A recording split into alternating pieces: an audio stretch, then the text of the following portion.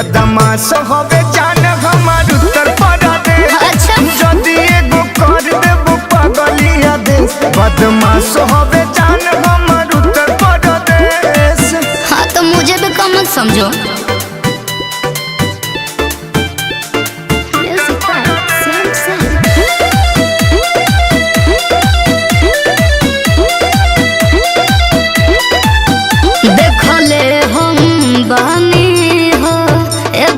बहुते रिया सब हार मानल बाटे, सुनो हमारा हवेरिया।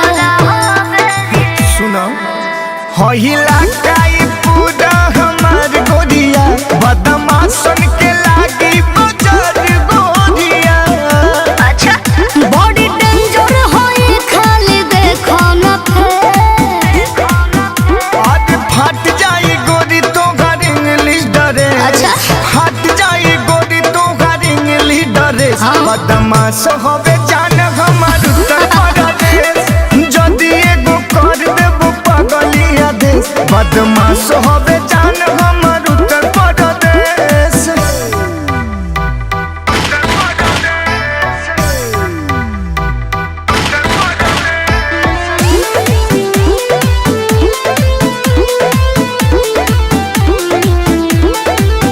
लुट जाइबो ए बाबू जदी मारब हम, ई नचनिया ना किनाई तू देखावो केतनो लाग। सुनो बुझ सर्वे सचिन के इशारा जा। अच्छा। नहीं यूपी में आईबो दोबारा जान। जाइबो हम पीछा के बाबू कले, बच के रहियो। सुन फट जाई गोरी तो घर इंग्लिश डरे। फट जाई गोरी तो घर इंग्लिश डरे। चलो ना। बदमाश होवे जान हमार उत्तर प्रदेश। अच्छा। जदी एगो कर देबो पगलिया देश, बदमाश होवे जान हमार उत्तर प्रदेश। अरे हमारी यूपी ब्रांड है।